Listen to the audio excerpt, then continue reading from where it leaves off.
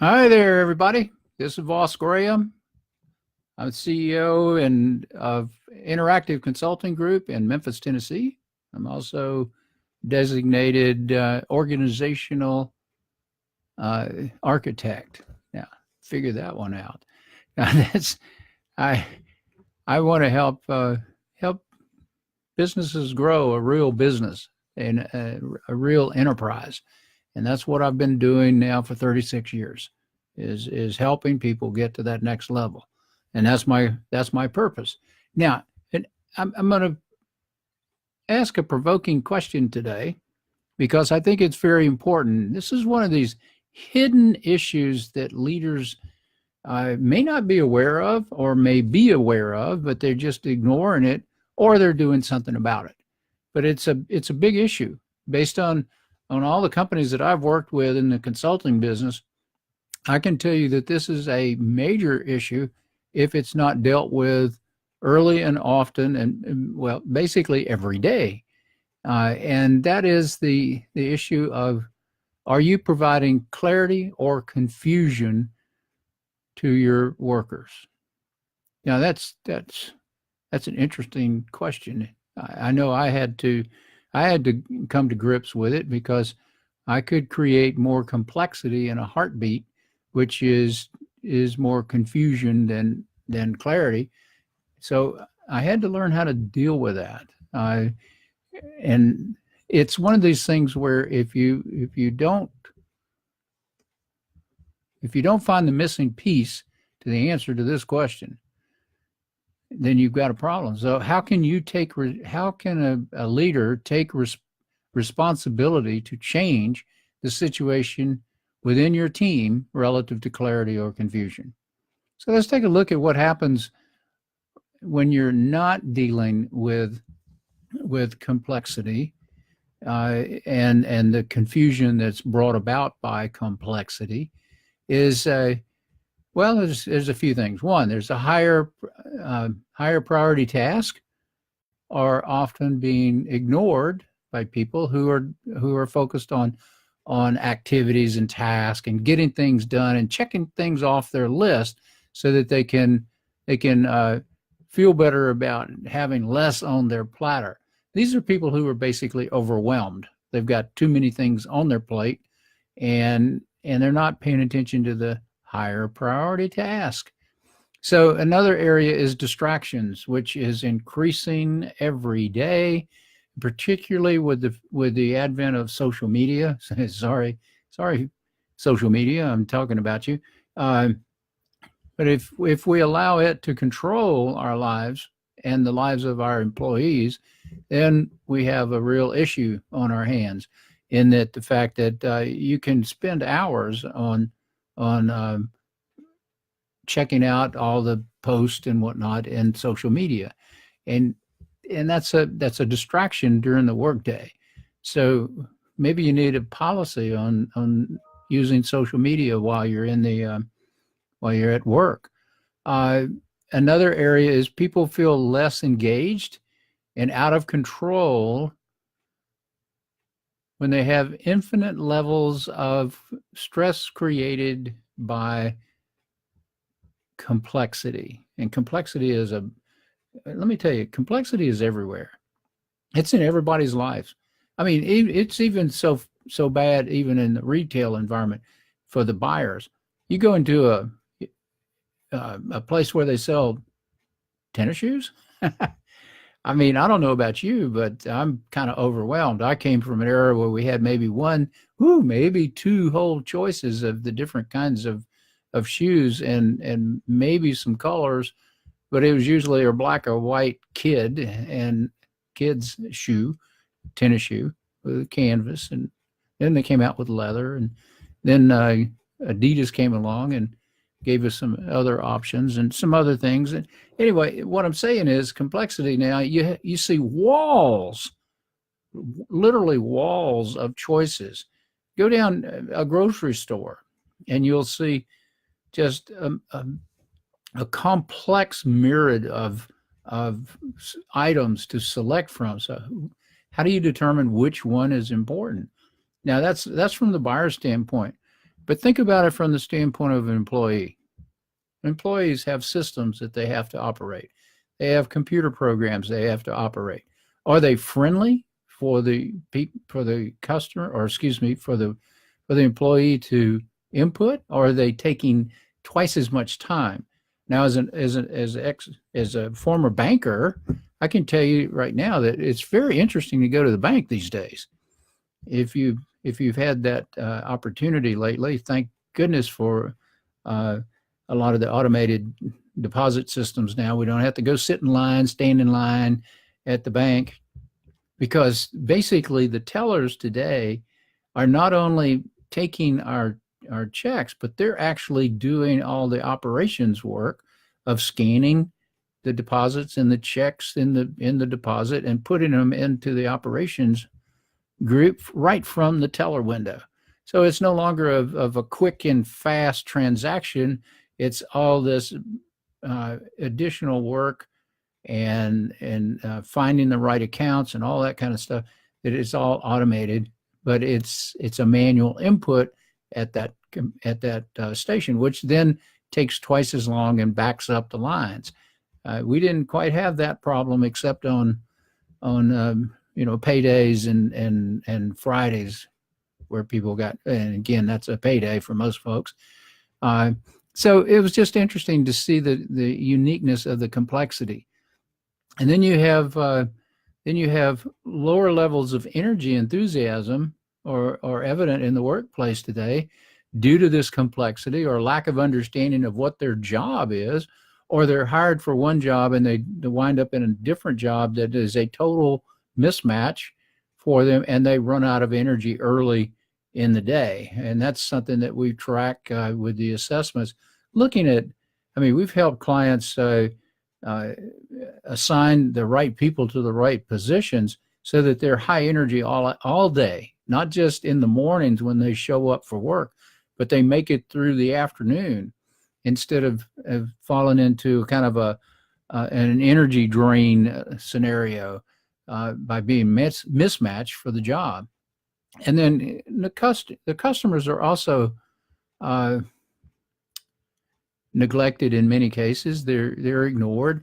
I had a case just today where one of my customers sent us a check that was improperly coded.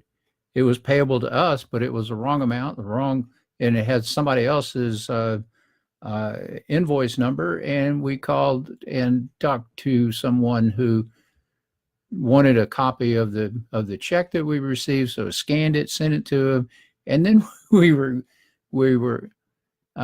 alerted via the internet, not a phone call, but a email saying, "Oh, this was processed by another group. You'll have to see them." Now, the fact of the matter is, this person could have taken the bull by the horns and taken care of the transaction, but the customer is ignored for the efficiency of that internal operation. Now, that's a whole nother topic for another day. Like, are your systems set up to help customers or to aggravate customers? But I don't want to talk about that, but it's very close to this clarity versus confusion. Now, secondly, I want to talk about what you can do, what leaders can do to make their team more productive and less concerned about this clarity versus confusion or complexity. And complexity and confusion is one and the same, in my opinion. They contribute to this issue of total lack of clarity on what to do at certain points along the day, how to handle projects, etc. So here's kind of a checklist of things that a leader can do in order to improve the productivity of their teams, be it an executive team, a sales team, any kind of team, manufacturing, R&D, customer service, etc.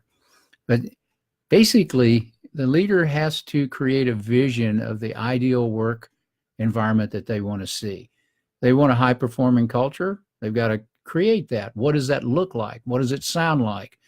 It's a great thing to have as a vision of a high performing ideal work environment. What is it? I mean, what kind of equipment do you have? What kind of systems do you have? Are they friendly or hostile? Complex or simple? And I know that sounds, oversimplification, but I'm going to tell you right now that the simpler things get, the faster they get done, and then the faster the results are contributed.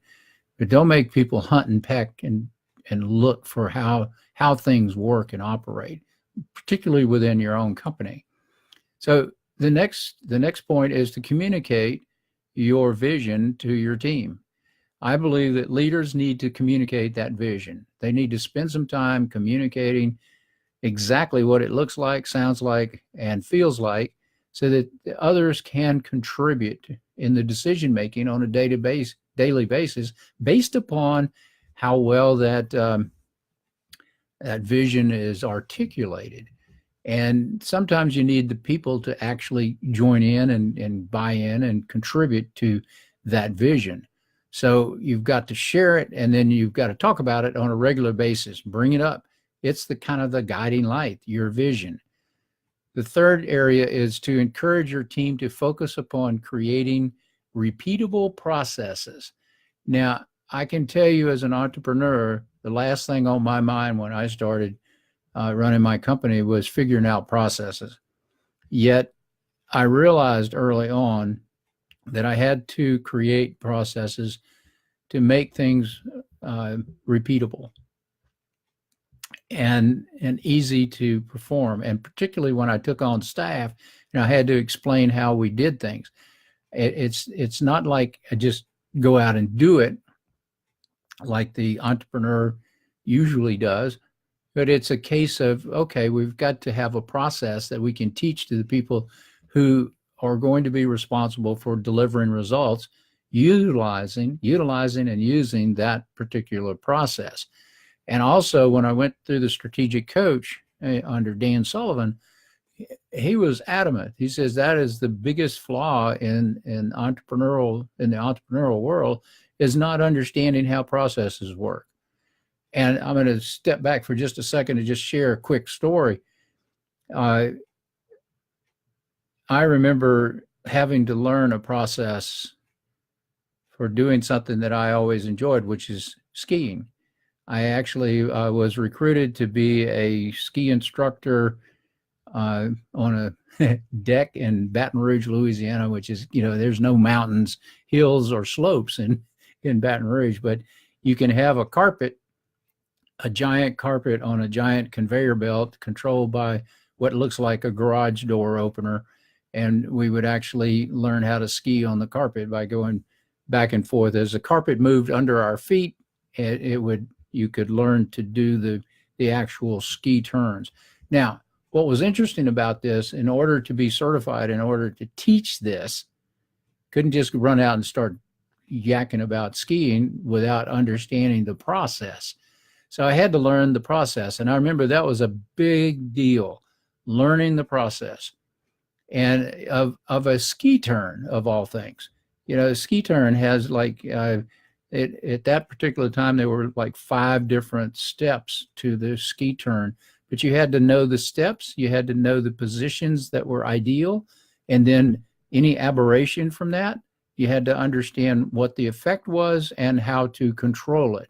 Now, that's a process that has been thoroughly thought out and examined and then taught to others, country boys from the flat South are taught how to ski. Now, truthfully, it was a great experience because I actually discovered 2 major flaws in my skiing.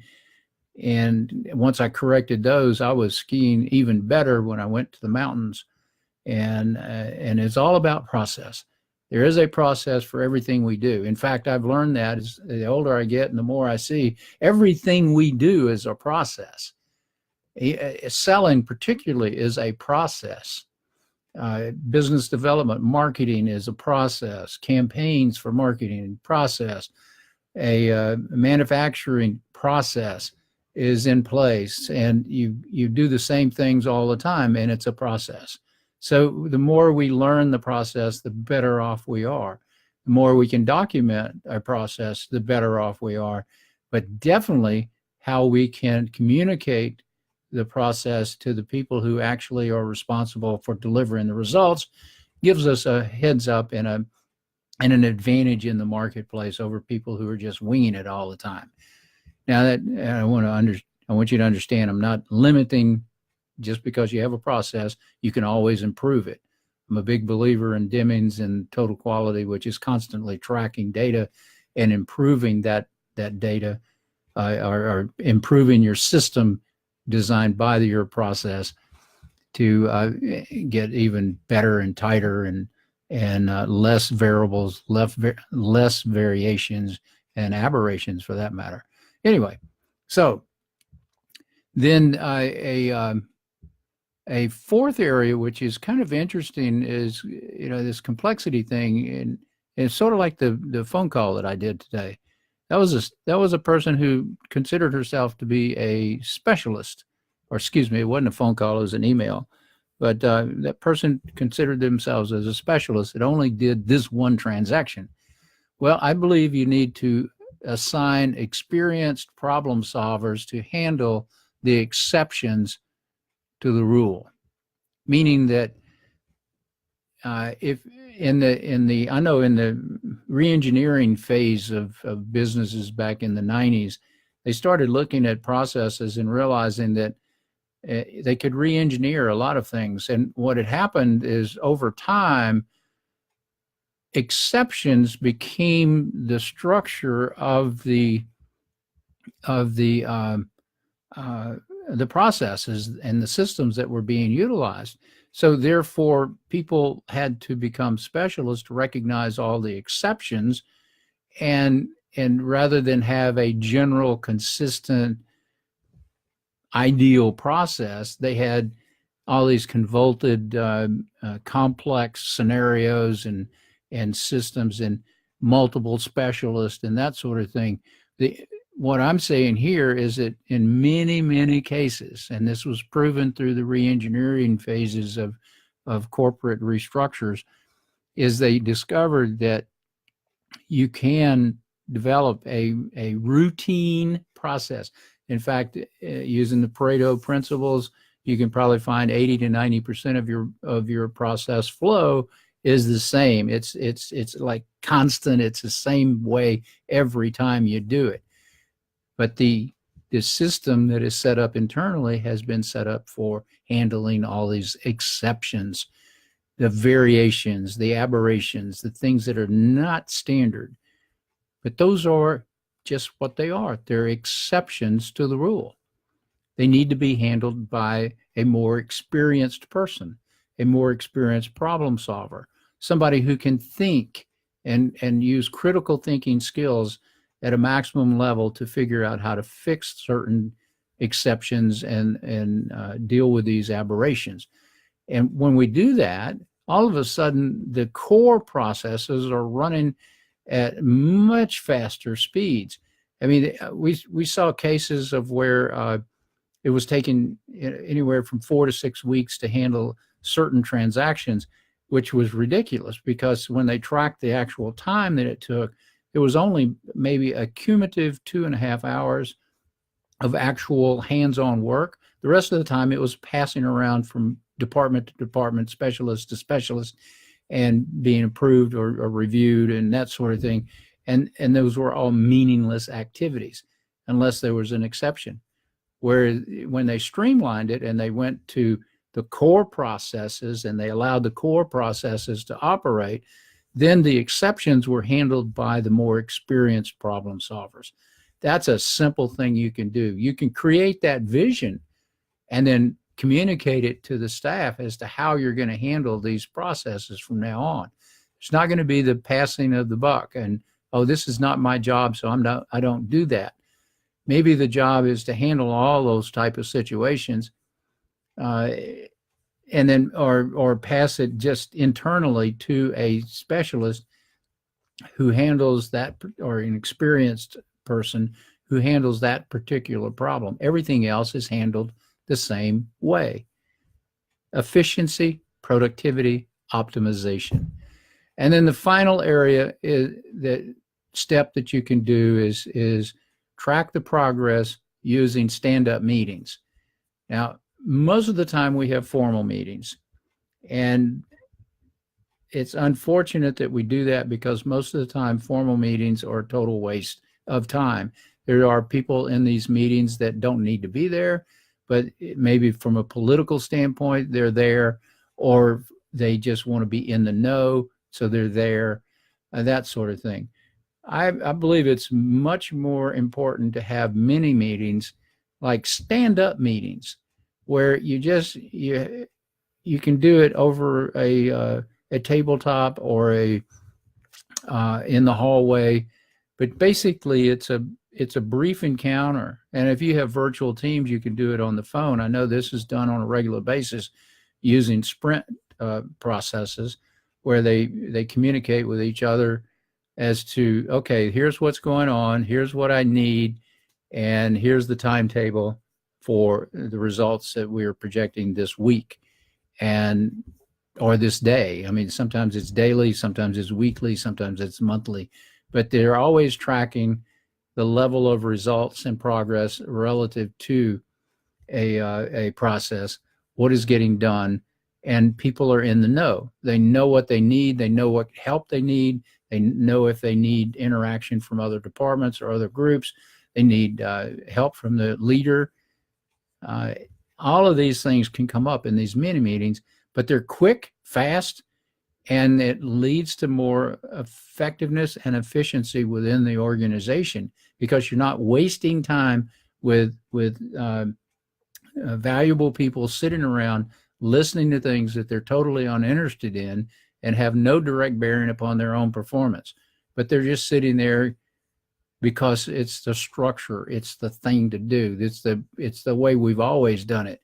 Well, in this case, maybe we don't need that. Maybe that vision needs to be modified so that we can do stand-up mini meetings and get things done at a much faster rate and allow the people to work. And by the way, relative to that, you can also have people who are doing other people's jobs instead of doing their own. I mean, I know sales teams. I've actually seen a sales team that had quotas with different product lines, and they would usually hit one product line quota or the other on a monthly basis. Reason is they were spending 20 to 25% of their time doing accounting work for the accounting team that had been passed down to the salespeople. Now, I'm going to tell you, as a salesperson, the last thing they want to be doing is accounting. They're lousy at it. It takes them 2, 3, 4, 5 times as long to do that type of work than it is to go make a phone call or get face-to-face with a customer. By freeing them up, and this was actually an accident. Somebody sent an email saying that the sales team didn't have to do certain things well, it started as a month and it went to the whole quarter. And surprise, surprise, all the quotas were hit within that quarter. And even on a monthly basis and on the quarter basis, they were all hit. The numbers were hit. It was amazing. And it's because they were doing their job. There was less confusion, less complexity. They were focused, they had clarity. I sell to customers, and they were selling to customers, and they grew the business, and they hit their quotas. It's an interesting concept, and this can all be driven by leaders. So with that, I just want to thank you for your time watching my little rant on leadership today.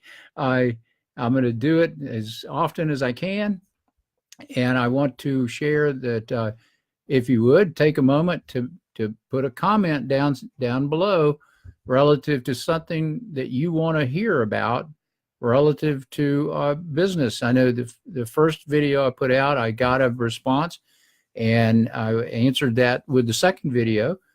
It ran a little long, but that was answering the question. It was very multi-tiered questions, so it took a little time to get them all answered. But I am more than happy to do that. My clients call me the walking, talking encyclopedia of business, and with 50 years of business experience, it's hard to debate that issue because there's not too many things that I haven't seen, heard, or dealt with, particularly in the type of work that I do, which has allowed me to work with Fortune 50 companies all the way down to fast-growing regional entrepreneurial companies, and seeing all the things that go on within all these companies. And then I've also had the privilege and honor of working with every functional group within these companies because of the organizational development work that we do. So with that, I want to thank you for your time today. I want to wish you the most of success. I mean, remember, an old country boy from Louisiana like me that can be a success for as long as I've been and still rock and roll every day and enjoy what I do and have no thoughts of any retirement or anything of that nature. I look forward to sharing more information with you in the future. And please just keep checking, subscribe if you can. And you will get to see me kind of rant and yak about all kinds of business topics.